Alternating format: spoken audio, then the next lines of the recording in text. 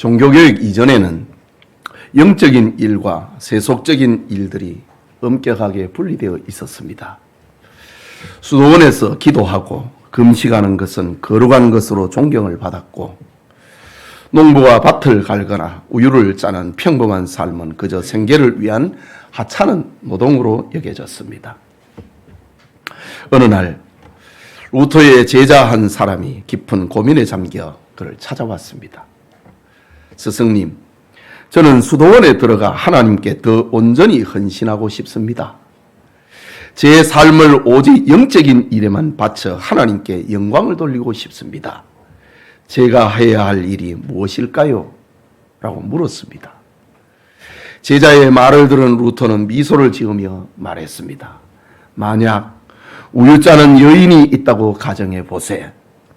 그녀는 우유를 짜면서 하나님을 찬양하고 자녀를 돌보면서 하나님을 예배하며 남편을 섬기면서도 주님의 뜻을 행할 수 있다네. 그녀의 모든 삶이 기쁨과 감사로 가득하다면 그 일들은 수도원에서의 경건한 기도와 찬양 못지않게 고귀한 예배가 된다네. 라고 말해 주었습니다. 루터는 또 말하기를 하나님은 수도원과 같은 특별한 장소에서만 영광을 받으시는 분이 아니고 우리 각자에게 주어진 삶의 모든 곳에서 예배 받으시기를 원하는 분이네. 자네가 지금 서 있는 그 자리가 바로 하나님께서 자네를 부르신 거룩한 제단일세 라는 말로 들려주었다고 합니다. 여러분, 루터의 말은 거룩한 일과 세속적인 일은 따로 존재하는 것이 아니고 우리가 어떤 마음으로 그 일을 하느냐, 그 마음 자세에 달려 있다는 말입니다. 이것이 오늘 살펴볼 영적 예배의 핵심입니다. 십자가의 은혜와 하나님의 사랑에 대한 믿음에서 출발하는 예배는 단순히 주일날 종교적인 행위에 그치지 않고 우리의 모든 삶의 영역에서 드러나야 한다는 것입니다. 오늘은 영적 예배라는 제목으로 하나님의 말씀 받고자 합니다. 말씀을 듣는 모든 성도님들에게 하나님의 은혜가 임하기를 소원합니다. 먼저 생각하고자 하는 것은 몸을 거룩한 산 제물로 드리는 것입니다. 본문 1절에 보면 그러므로 형제들아 내가 하나님의 모든 자비하심으로 너희를 권하노니 너희 몸을 하나님이 기뻐하시는 거룩한 산 제물로 드리라. 이는 너희가 드릴 영적 예배니라고 했습니다. 사도 바울은 구약의 제사법으로 신약 성도들의 예배적 삶을 설명하고 있습니다.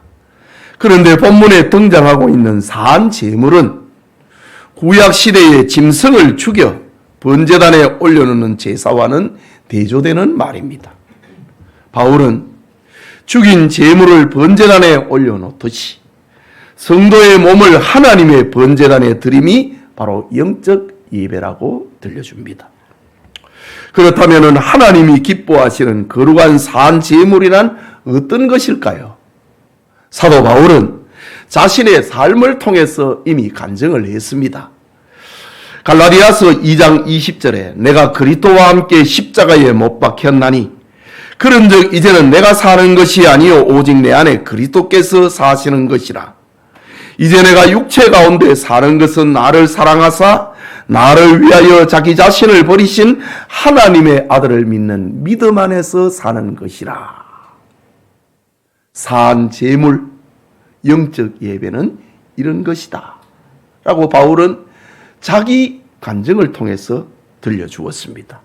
즉 하나님의 아들을 믿는 믿음 안에서 사는 삶의 예배가 영적인 예배요 거룩한 산 제물로 드리는 예배라는 것입니다. 그래서 누군가는 예배의 성공자는 인생의 성공자다 라는 말을 하기도 했습니다. 이는 기독교 신앙의 핵심 가치를 함축적으로 보여주는 말이 예배의 성공자는 인생의 성공자다 라는 말입니다. 참된 예배는 단순히 종교적인 행위를 넘어서서 하나님을 만나는 교제의 사건이기 때문입니다. 그렇다면 하나님께 드리는 영적 예배의 영역을 다시 좀 더 나누어서 생각을 해 봅니다. 먼저 공동체의 예배가 있습니다. 이것은 교회에서 함께 드리는 공예배나 가정예배처럼 질서나 형식을 갖추고 있는 예배를 말합니다.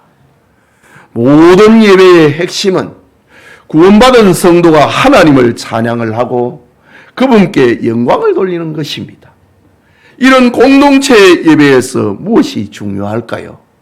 먼저 시간을 온전히 드리는 것입니다. 구약 교회가 보여주듯이 하나님은 순결하고 흠없는 제물을 원하십니다. 예배 시간에 늦거나 중간에 전화를 받거나 졸거나 다른 사람과 대화하는 것은 온전한 예배가 아닙니다. 찬송할 때는 가사를 마음에 새기고 힘껏 찬송을 하고 목소리를 크게 높여 찬양해야 합니다. 기도할 때는 정성껏 기도해야 하지요. 기도 시간에 다른 일을 하거나 속삭이는 것은 산 제물로 드리는 예배자의 모습이 아닙니다. 헌금할 때는 힘써 드리는 것입니다. 억지로나 인색함으로 드리는 것은 하나님께 드리는 온전한 제물이 될 수가 없습니다. 헌금은 모든 것이 주님에게로부터 왔다는 인정과 고백으로 감사함으로 드리는 것입니다. 설교를 들을 때는 눈과 귀와 마음으로 집중해야 합니다. 설교는 듣고 즐기고 평가하는 것이 아니고 회개하고 감사하고 충성과 헌신, 성결과 전도와 같은 행동을 요구하고 있습니다. 이처럼 공예배 시간에 하나님을 향한 온전한 감격과 감사, 다짐과 서원이 몸을 하나님께 산 제물로 드리는 영적 예배라는 사실입니다. 둘째로 몸으로 하나님 앞에 산 제사로 드린다. 이것은 예배의 생활화를 말하는 겁니다.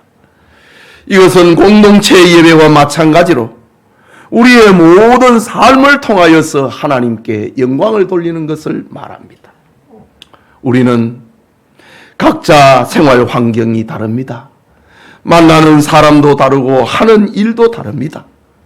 그러니 그리스도인의 삶은 어떤 환경에서 사느냐, 어떤 사람을 만나느냐, 무슨 일을 하느냐, 그것이 중요한 것이 아니고 나를 통해서 하나님은 어떤 영광을 받으시는가, 그것이 참된 예배의 중심입니다. 생활 속에서 하나님의 존재와 하나님의 능력, 하나님의 성품, 그리고 우리에게 베풀어 주신 은혜를 인정을 하고 하나님을 높여 드리는 것이 바로 생활 속에서 나타나는 영적 예배라는 것입니다. 어느 대학병원의 청소부로 일하는 한 사람이 있었습니다. 그의 일은 매일 병실과 복도를 깨끗하게 닦는 것이었습니다. 사람들은 그를 보잘것없는 직업이라고 생각하기도 했습니다. 하지만 그는 매일 아침 청소용품을 들고 이렇게 기도로 시작합니다. 하나님, 오늘 병실을 닦으며 제가 맡은 일을 통해 병원의 식구들을 섬기게 하시니 감사합니다. 제가 닦은 이 바닥 위로 의사가 힘껏 달려가 환자를 치료하게 해주시고 간호사가 피곤함 없이 오가며 환자를 돌보게 해 주옵소서. 제가 닦은 이 복도를 지나는 환자들이 마음에 위로를 얻고 소망을 발견하게 해 주옵소서. 더러운 것을 깨끗하게 하는 저의 손길을 통하여 하나님의 영광이 나타나게 해 주옵소서 라고 기도하며 하루의 일과를 시작했습니다. 이때 한 동료가 그의 기도를 듣고 물었습니다. 하찮은 일에 왜 그렇게까지 합니까? 라고 묻자 그는 빙그레 웃으면서 하는 말, 저는 병원을 청소하는 것이 아니라 하나님을 예배하고 이웃을 섬기는 거룩한 일을 하는 것입니다. 라고 대답했다고 합니다. 그렇습니다. 그는 실제 병원의 가장 거룩한 제사장처럼 일했던 것입니다. 이런 삶이 몸을 거룩한 산 제물로 하나님께 드리는 영적 예배인 것입니다. 예배의 성장과 예배의 성숙함이 이 시간 예배드리는 모든 성도님들에게 함께 하기를 축복합니다. 크게 둘째로 영적 예배는 마음으로 하나님의 뜻을 분별하는 것입니다. 본문 2절을 다시 봅니다. 너희는 이 세대를 본받지 말고 오직 마음을 새롭게 함으로 변화를 받아 하나님의 선하시고 기뻐하시고 온전하신 뜻이 무엇인지 분별하도록 하라고 했습니다. 하나님의 뜻을 분별하는 그것이 영적 예배인데, 하나님의 뜻을 분별하는 영적 예배의 첫째는 이 세대를 본받지 않는 겁니다. 마치 싱싱한 과일 옆에 썩은 과일을 두면은 싱싱한 과일마저 썩어버리듯이 성도가 세상에 살다 보면은 자신도 모르게 세상 가치관에 물들게 됩니다. 그래서 바울은 단호하게 이 세대를 본받지 말라라고 경고하고 있습니다. 여기 이 세대라는 말은 세상에 속한 가치관과 철학을 말하는 겁니다.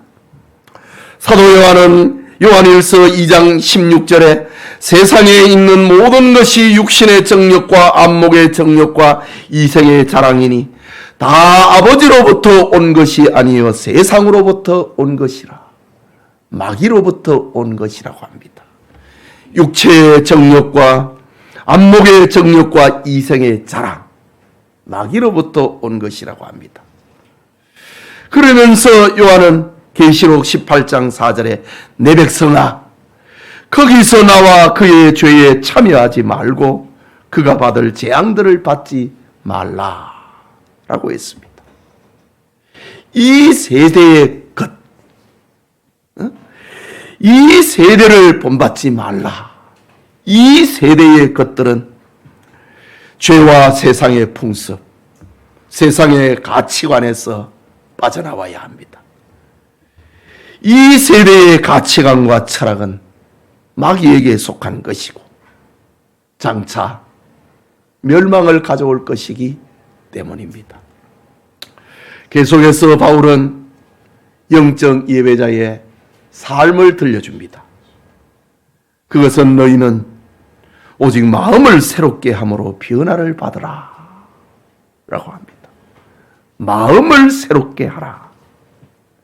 마음은 사람의 존재와 인격의 중심을 말하는 겁니다. 마음은 우리의 모든 행동의 출발점입니다. 마음은 그 사람의 인격을 결정짓는 것입니다. 오늘 성경에 마음을 새롭게 함으로 변화를 받으라 라고 합니다. 이 말씀의 문법적인 구조를 살펴보면 마음을 새롭게 함으로 변화를 받으라, 현재 수동태 명령형입니다. 신약 성경에 기록되어 있는 헬라어 시제의 현재 시제는 단회성을 말하는 것이 아니고 연속성을 나타냅니다. 그렇다면 성도의 마음의 변화는 한 번 변화받는 것이 아니고 날마다 변화, 계속해서 변화를 받아야 한다는 말입니다. 여름을 보내면서 우리 주일학교에서는 성경학교를 했고 또 SFC는 학위 수양회를 다녀왔습니다. 이런 집회를 통하여서 우리 아이들의 마음에 와닿는 것이 있었을 겁니다. 변화를 도모하는 그런 서원의 기도도 수련회 기간 동안에 있었을 것입니다. 그런데 오늘 성경은 말하기를 마음의 변화를 받아, 마음을 새롭게 함으로 변화를 받으라. 계속해서 받은 그 은혜를 놓치지 말고 계속해서 변화를 받으라고 합니다. 그런데 또 이 변화는 수동태입니다. 이것은 내가 내 자신을 변화시킬 수 없다는 말입니다. 마음을 새롭게 하는 변화는 오직 성령의 역사로 가능하기 때문입니다. 이것은 성령의 충만함으로 되는 변화를 말합니다. 계속적인 이런 변화가 있었는데 성령의 도우심으로 변화를 받으라고 합니다. 그러면서 이 변화를 명령형이라고 했습니다. 이 말은 성령의 역사에 대한 성도의 순종과 성령의 역사에 대한 성도의 반응과 책임을 요구하는 말입니다. 즉 구원은 오직 하나님의 은혜로 얻는 것이지만은 변화라고 하는 성화는 성령의 은혜에 대한 우리의 순종적인 반응으로 이루어지기 때문에 명령형을 사용하고 있습니다. 순종을 요구하는 책임입니다. 이처럼 마음의 변화를 받는 영적 예배는 계속적인 것이고 성령의 도움을 받아야 되고 순종이라고 하는 책임을 동반하는 과정을 통하여서 이루어지는 것입니다. 오늘날 많은 교인이 그리스도인이라고 말하면서 변화되기를 싫어합니다. 십자가에 못 박히는 죽음을 거부한 채 그저 교양 있고 상식적인 수준에서 신앙인이 되려고 합니다. 그러니 오랫동안 교회에 다녀도 삶의 능력은 나타나지 않는 것입니다. 여러분, 우리나라에 자신이 기독교인이라고 밝히는 사람들이 얼마나 많습니까? 10,000,000명에 이릅니다. 선교 역사상 그 유래를 찾아보기 힘들 정도로 부흥을 이루었습니다. 그러나 인생관의 변화, 가치관의 변화는 없는 교인들이 너무 많습니다. 그래서 기독교 문화가 가정에서, 사회에서, 일터에서, 개인의 인격에서 자리 잡지 못하는 겁니다. 입술로는 새 사람이 되었다고 노래하지만은 자신의 이해관계와 생각과 충돌을 하면은 여지없이 옛 사람의 본성이 나타나고 세상에서처럼 혈기를 부리는 것이 오늘의 한국 교인들입니다. 오늘 본문에서 바울이 교훈하는 핵심 메시지는 그리스도인은 하나님의 은혜를 구원받은 것으로 그쳐서는 안 된다는 겁니다. 이것이 로마서의 구성입니다. 로마서 1장에서 11장까지는 구원론에 대한 교훈입니다. 모든 사람은 죄인이고 죄인이 구원 얻는 길은 오직 예수 그리스도의 대속의 은혜로 말미암는데 그 구원은 오직 믿음으로 받는다고 가르치고 있는 것이 로마서 1장에서 11장까지의 구원론입니다. 그리고 12장부터는 생활론입니다. 구원받은 성도의 삶을 교훈하고 있는데 구원받은 성도의 첫 번째 오늘 2절, 12장 1절을 보시. 그러므로 형제들아, 구원받은 성도들, 로마서 1장에서 11장까지의 구원론에 대한 이해, 믿음, 은혜, 그것을 말했습니다.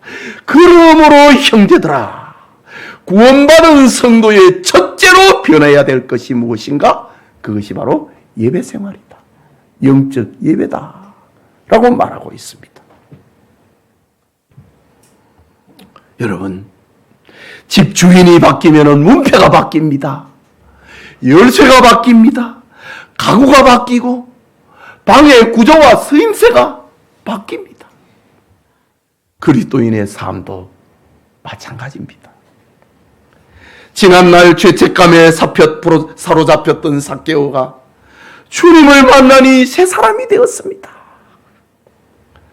박해자 사울이 예수님을 만나니 사도 바울로 변화되었습니다. 어디 그것뿐입니까?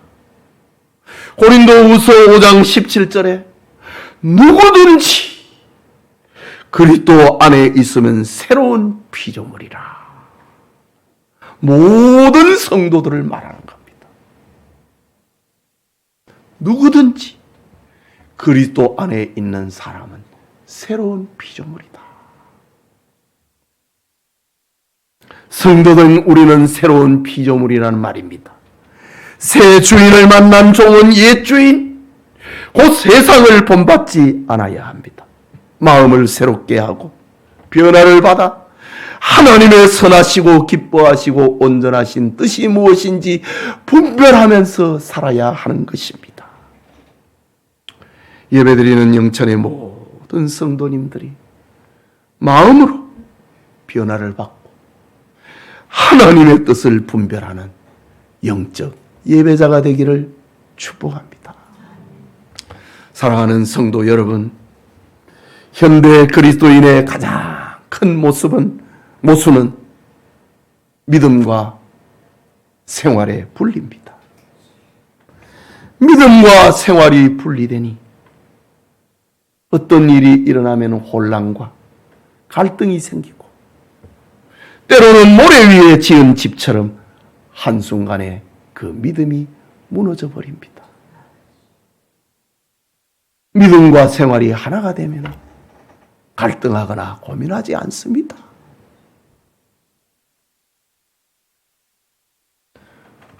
우리는 저 바벨론의 포로로 끌려가 느부갓네살 왕이 금신상을 세워놓고 거기에 절하라 라는 명령을 받은 다니엘의 세 친구들을 기억을 합니다. 왕이여, 우리는 왕이 세우신 금신상 앞에 절하지 않을 것입니다.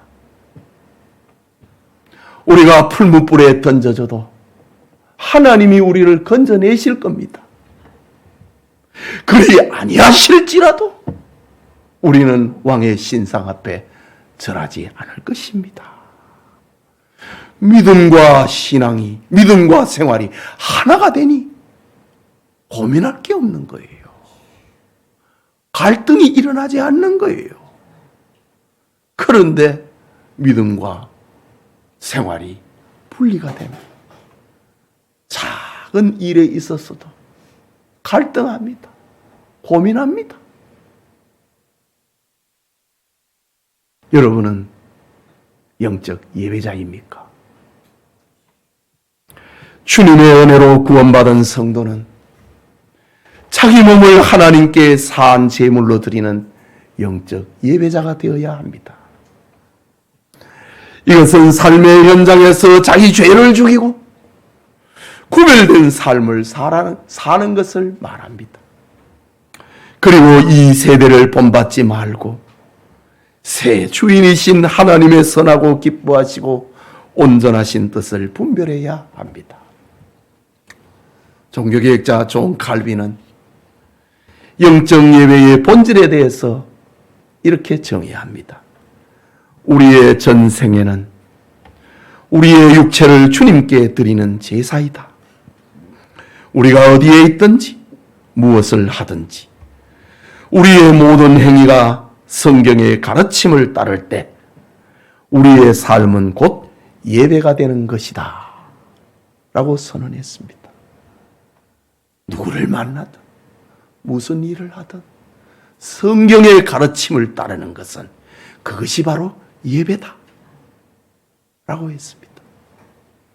하나님의 은혜로 구원 얻은 성도님, 하나님께 몸을 사한 제물로 드리는 영적인 예배자, 새 주인이신 하나님께 변화된 마음을 드리는 영적 예배자가 되는 열매가 우리 중에 풍성하게 맺히기를 주님의 이름으로 축복합니다. 우리 말씀을 생각하고 기도합시다. 구원받은 성도의 첫 번째 삶의 열매는 예배라고 했습니다. 여러분이 하나님을 향한 참된 예배자인가? 나에게 무엇이 부족한 것이 있는가?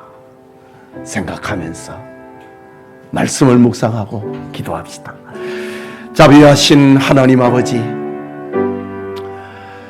8월에 중턱을 보내고 있는 우리 성도들, 하나님이 제정하신 예배의 날에 하나님 앞에 나와 예배드리게 하시니 감사합니다. 오늘은 영적 예배라고 하는 구원받은 성도에게 맺혀지는 첫 번째 열매에 대한 말씀을 받았습니다.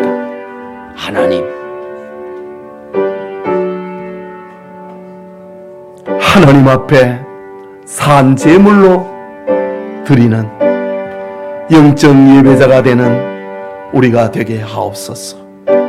우리의 삶의 모든 영역에서 하나님의 성품을, 하나님의 뜻을 나타내고 하나님께 영광을 올려드리는 예배자의 삶을 살아갈 수 있도록 도와주시옵소서.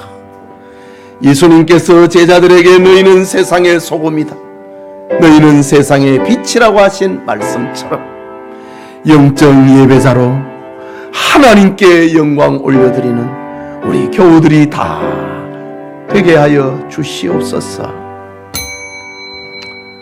하나님, 주님의 말씀을 받고 주님의 말씀을 마음에 새기고 영적 예배자가 되기 위하여 기도합니다. 예배에 성장하게 하시고 예배에 성숙한 우리 교우들이 다 되도록 은혜 베풀어 주옵소서. 예수님 이름으로 기도합니다. 아멘.